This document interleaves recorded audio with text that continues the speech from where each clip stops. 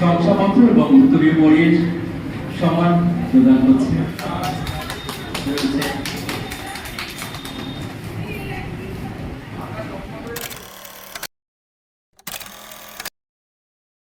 তোমাদের সাথে আলাপ করার দাও সুযোগ আমারে, এসো সবাই গড়ি এক সুন্দর পরিবার ঘরে বাইরে। বৃষ্টি ভেজা সকাল দিয়েই দিনটা শুরু হয়েছিল। ভিডিওটা শুরু হয়েছিল 26শে আগস্ট 2024। আমাদের গন্তব্যস্থল ছিল সুদূর কলকাতা। তাই আমি আর বাবা মিলে বেরিয়ে পড়েছিলাম স্টেশনের উদ্দেশ্যে। স্টেশন যখন পৌঁছায় তখন 7:20। ইন্টারসিটি ট্রেন ধরে আমাদের হাওড়া স্টেশন যাওয়ার কথা।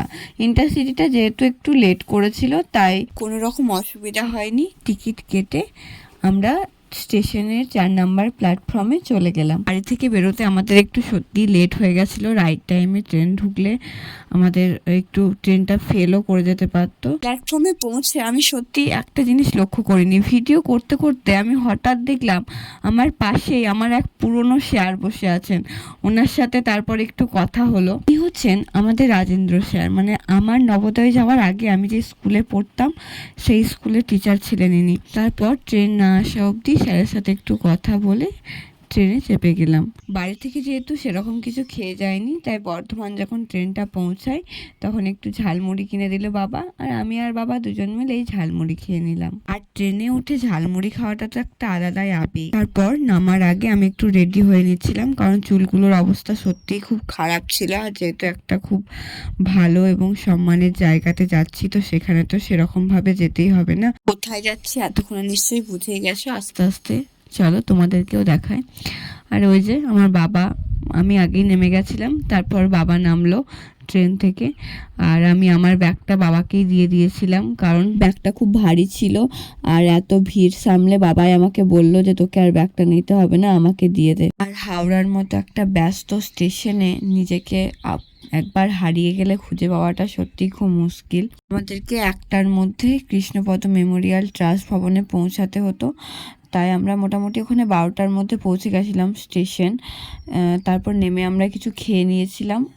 দেন আমরা বাস ধরে হাওড়া ব্রিজ পেরোচ্ছিলাম। আর কলকাতা তো সবসময় যাওয়া হয় না বীরভূম থেকে, তো যখন এই হাওড়া ব্রিজটা পেরোয় বা কলকাতার যে কোনো জায়গা যায়, বেশ প্রাণ খুলে সেই জিনিসটাকে উপভোগ করতে ইচ্ছা করে। যতই কলকাতা ব্যস্ত শহর হোক, যতই সেখানে ধুলো ধোঁয়ায় ভরা থাকুক, তবুও কলকাতা শহরটাকে বেশ অনুভব করতে ইচ্ছা করে। 3 মাস পর কলকাতা গেলাম। আর কলকাতায় গিয়ে না এই সাহিত্য ভবনগুলো খুঁজতে একটু প্রবলেম হয়, যেহেতু আমরা বীরভূমের বাসিন্দা।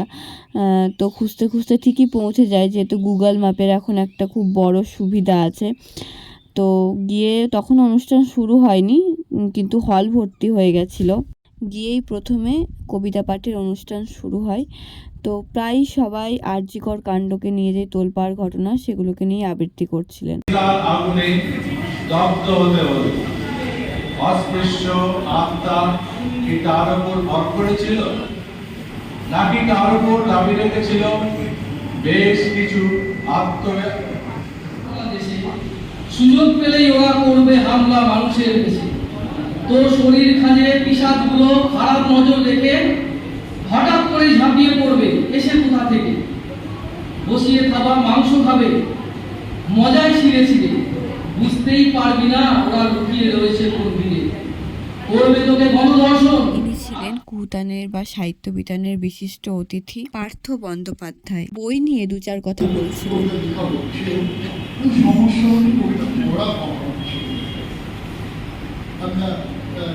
কাছাকাছি লাইব্রেরিগুলো থেকে বা অন্যভাবে যেভাবেই কবিতা পড়ার অভ্যাসটা বাড়াতে হবে।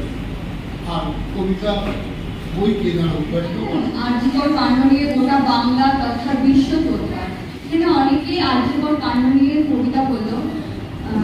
লেখক লেখিকার কলম কখনোই সব বিষয়কে নিয়ে লিখতে চায়। আমিও লিখেছি, তবে এখানে আমি আরজিকর কাণ্ডকে নিয়ে নতুন করে আর কিছু বলছি না। আমি একটা অন্যরকম কবিতা বলছি। কবিতার নাম পুরুষেরও কান্না। সমাজ পুরুষকে চিৎকাদনির তকমা না দিলেও পুরুষেরও কান্না পায়। পুরুষেরও কান্না পায় যখন কাছের মানুষ দূরে চলে যায়।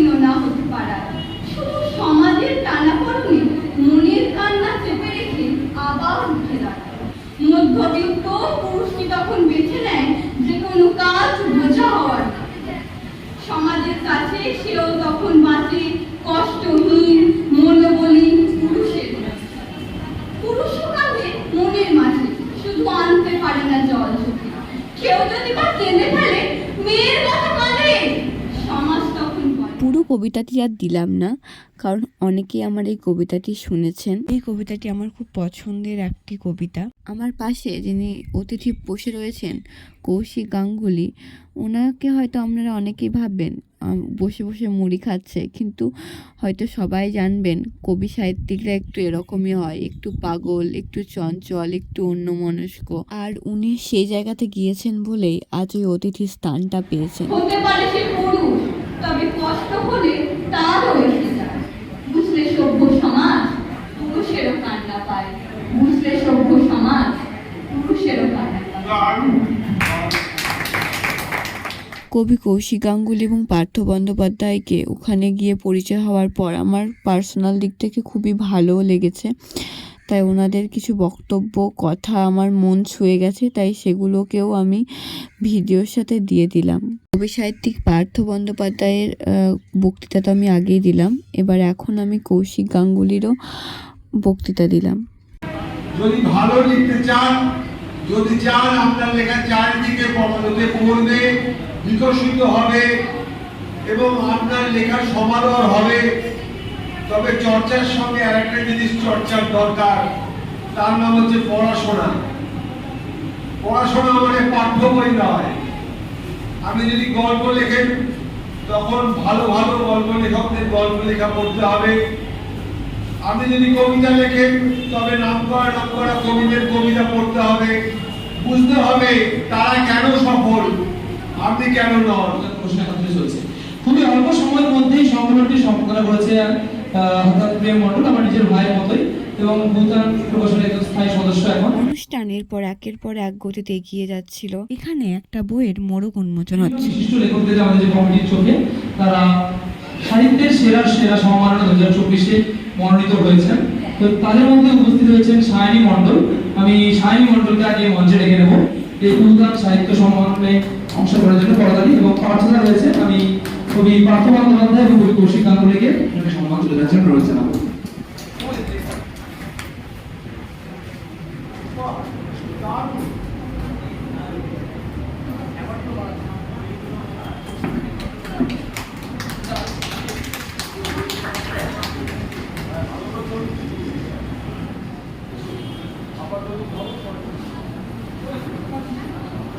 বিশিষ্ট পুরস্কার তুলে দিচ্ছে পার্থ বন্দ্যোপাধ্যায় এবং কৌশিক গাঙ্গুলি মহাশয়, সায়নী মণ্ডলের মধ্যে আমরা একটু জোরদার করতালি আহ্বান জানাবো।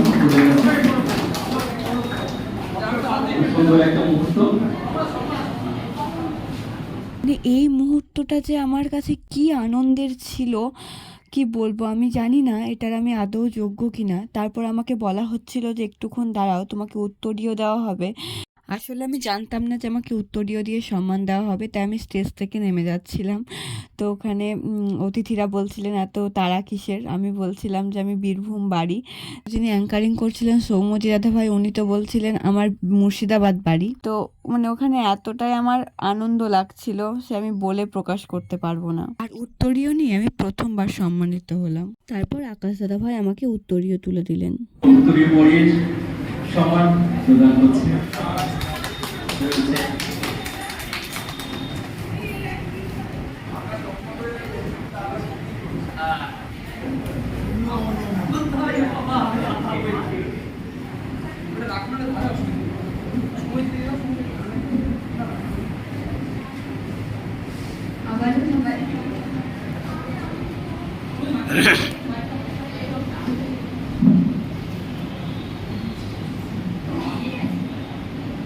আবারও সবাইকে শুভ অপরাহ্ন। নিজের সম্পর্কে আর কি বলবো, তবুও দু চার কথা বলতে বলেছিলাম তখন বলি। আমার বয়স যখন 12 বছর তখন থেকে লেখালেখি করি, বাড়ি বীরভূম, তাই মানে অনুষ্ঠানের কিছুক্ষণ মুহূর্ত এতটা সুন্দর, এতটা স্বপ্নের মতো কেটেছে কি বলবো, মানে নতুন করে আর বলার মতো কোনো ভাষা খুঁজে পাচ্ছি না। শুধু যে ওখানে আমাকেই সম্মান প্রদান করা হচ্ছিল তা নয়, ভূতান প্রকাশনী থেকে আরও অনেক তরুণ কবিদেরকেও সাহিত্য সম্মান প্রদান করা হচ্ছিল। ভূতান প্রকাশনী এভাবে এগিয়ে যাক, তার আরও সমৃদ্ধি কামনা করি। এখানে আরও একটি বইয়ের মোড়ক উন্মোচন হচ্ছিল। শুধু সাহিত্য নয়, আরও অনেক শিল্পীদেরকেও এখানে পুরস্কৃত করা হচ্ছিল। কুহুতান এভাবেই তার কুহু কুহু গান নিয়ে সামনের পথে এগিয়ে যাক। তারপর অনুষ্ঠান আমরা শেষ করতে পারিনি, কারণ আমাদেরকে তাড়াতাড়ি বাড়ি ফিরতে হতো। বীরভূম অনেকটাই দূর, প্রায় 4.5 ঘন্টার জার্নি। সবাইকে তো অনেক ধন্যবাদ জানালাম, তবে যেই মানুষটাকে একদমই ধন্যবাদ না জানালেই নয়, সে হচ্ছে আমার বাবা।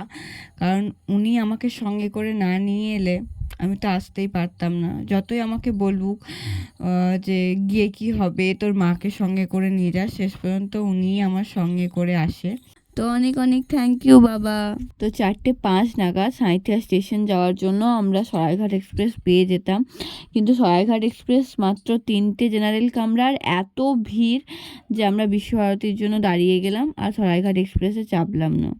দেন বিশ্বভারতীতে উঠে একটু ছোলা খেয়ে নিয়েছিলাম, মিডিলে ঝালমুড়িও খেয়ে নিয়েছিলাম। আর বোলপুর ঢুকতে না ঢুকতেই সেই বাউল গান ট্রেনের মধ্যে।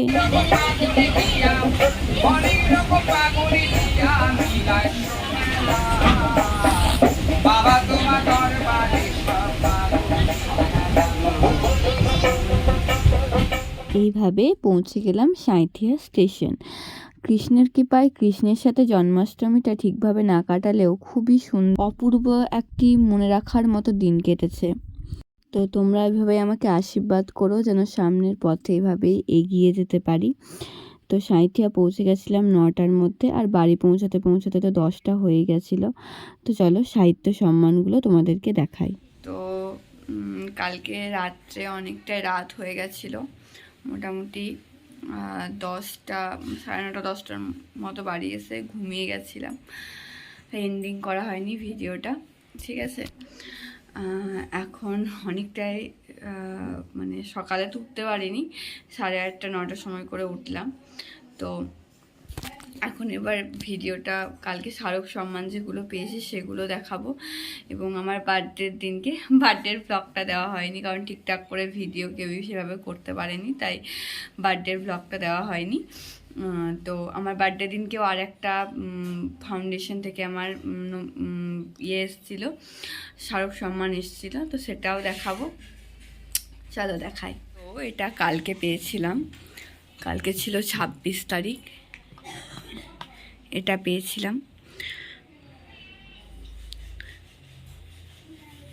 মানে সত্যি কালকে দিনটা এতটাই সুন্দর কেটেছিল, মানে এর আগে আমি কোনোদিন উত্তরীয় নিয়ে কোনো সম্মানে পাইনি, কালকে প্রথম উত্তরীয় সম্মান পেয়েছি। জানি না এটার কতটা যোগ্য আমি, তবে কুহুতান প্রকাশনীকে আমার অনেক অনেক অসংখ্য ধন্যবাদ। আর আমার বাড়িতে একটু কাজ চলছে, তাই একটু আওয়াজ আসছে ব্যাকগ্রাউন্ডে, যাই হোক। আর আমার বার্থডের দিনকে যে এসছিল ওটা হচ্ছে দেখাচ্ছি, এই যে এটা অর্তি ওয়েলনেস ফাউন্ডেশন থেকে, ওখানে নমিনেশনে নাম দিয়েছিলাম, ওখান থেকেও দিয়েছে স্মারক সম্মান, আর একটা মেডেল দিয়েছে, এই যে।